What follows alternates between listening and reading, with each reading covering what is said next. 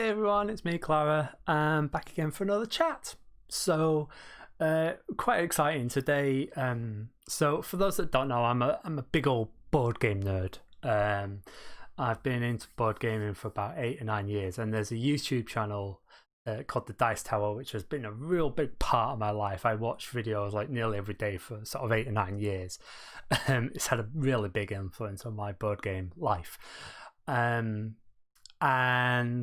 so they have this show called Board Game Breakfast, which is kind of like a magazine of different creators, and it goes out on a Monday, has done for years.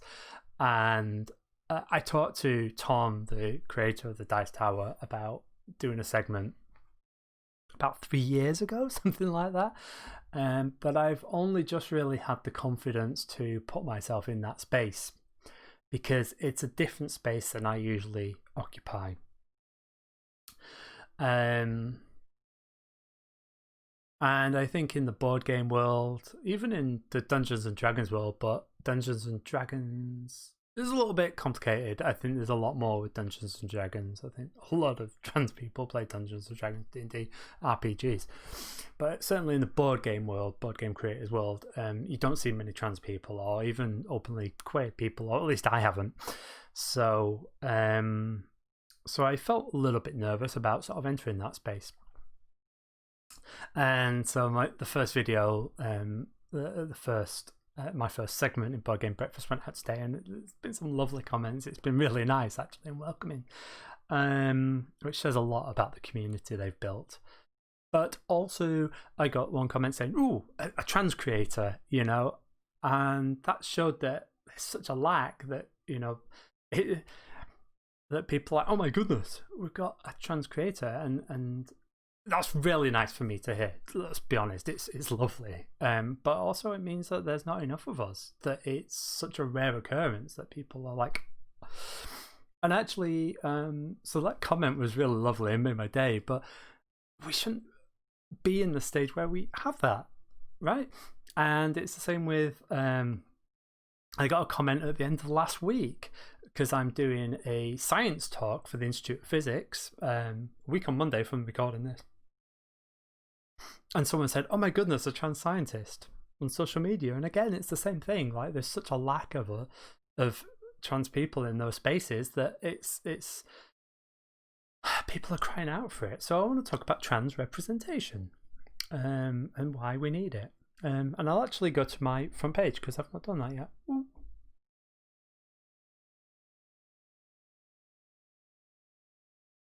Yeah, so I think that we really, really need trans creators. So I'm talking about trans creators because that's my experience and that's the space that I'm in.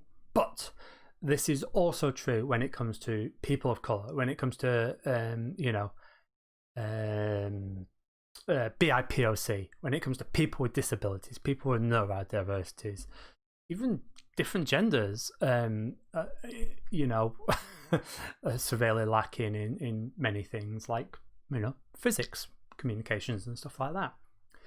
So I'm talking about it from my perspective, and I'm just a trans person, so my experience is very different. And also there are there are trans people of color out there. There are disabled trans people. There are people that it's just my experience. But I honestly think that these comments, and it's not the first time I've had these comments, and they make my day. Don't get me, I love it so much. But why is it such a thing that people are like, "Oh my god, we have there's a trans creator"? Yes, it's because there's not enough of us. Now, it's difficult. There's not a lot of trans people out there. It's not. There's a lot of us, but there's percentage-wise there's not loads, right? So I think you're already, we are a minority, even if the papers or whatever might be saying we're a trans plague. It makes it sound like we're taking over it. We're not. We're still minority at the end of the day. So there aren't that many trans people, and so then you start drilling down into different fields or different sort of hobbies, and the number reduces again, because that's how these things work. So if you've got a niche thing like science, material science, the further you drill, the less likelihood you are to have different diversities, including trans people. My hand's going everywhere today. So, yeah, I understand that there's going to be less people out there, but we need to have something. There should be something. And it's amazing how many comments I've got. So I started transitioning about 8 years ago or something, right? So I've been doing psychoms for about 4 years, maybe. And so many people are saying that I'm the first trans scientist that they've seen. That's still a thing. And, for this whole trans plague or whatever, the fact that we're everywhere, we're not. People still come up to me and are like, oh my goodness, a trans scientist and a trans creator. So yeah, we're really struggling with visibility, and we don't have those role models. So when I first started transitioning, like I say, I used to look to YouTube because that was the only place that I could find trans role models. They weren't on TV, they weren't in science, they weren't anywhere. It was YouTube, and that was it. And initially, a lot of the creators that I saw were different age, different experience for me, which is fine, it's great, but they didn't necessarily resonate with me. But there was a certain point where I started to see some creators that did resonate, that I did identify with. Because just being trans doesn't mean that I identify with all trans people. I am my own person. I didn't see myself in those other people, and a lot of trans people don't see themselves in me. This is why we need diversity, not just one trans voice, but a range, right?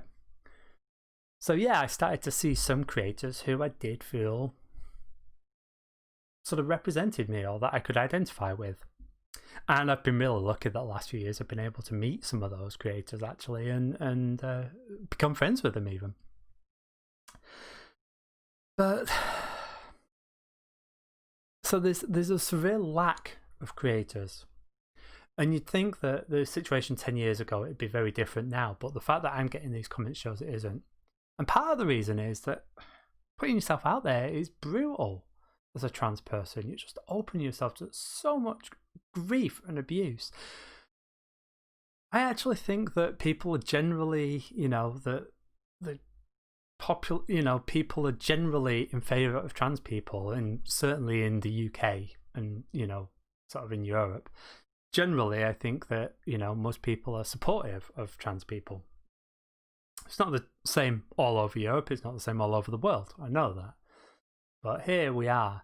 And yet it still feels like a big risk to put yourself on a platform, put yourself out there, full stop. So I really enjoyed the Dice Tower, and I really felt like Tom was really working to create a good, diverse people. And I like, the way the community is for the Dice Tower, but it still felt like a risk. And so it took me a while. The fact that, like I say, it feels like a risk, so that's part of the reason that there's not many trans people in board game spaces, in science spaces. And another thing is that, the numbers are small. So you've got small numbers and people worrying about it. I'm pretty bullshit, and I'm pretty, I don't really care about people's comments, and yet it still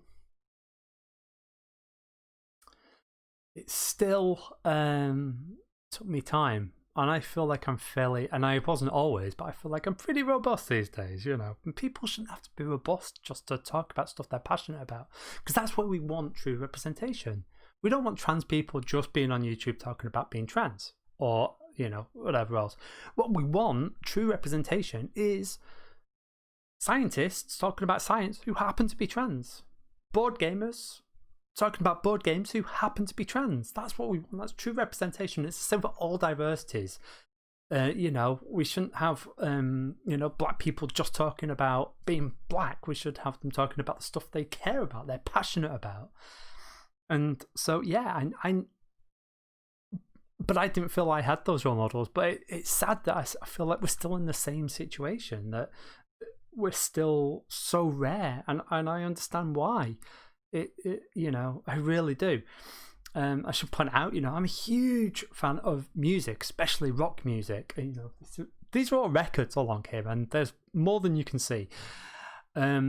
Huge fan of music, and yet I didn't feel that I couldn't necessarily be myself in the music space either, which is,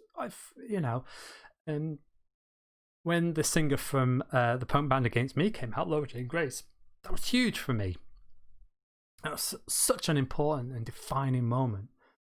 And I've talked about it in videos where I said that I didn't think that I could be a scientist and be trans. I felt like I had to make a choice. That in 13 years, I met 2 out LGBTI plus people, 2 gay people who were out in science and engineering in 13 years. No trans people. Those numbers are ridiculous, but there's a real lack of visibility right now. And don't get me wrong, I love the comments. Like I was at a school thing earlier in the year, and someone said, "Oh, it was a science outreach, science communications thing for schools," and someone said it's so amazing to see someone talking about being LGBTI plus as a scientist. Like I've never seen that before, and that was amazing.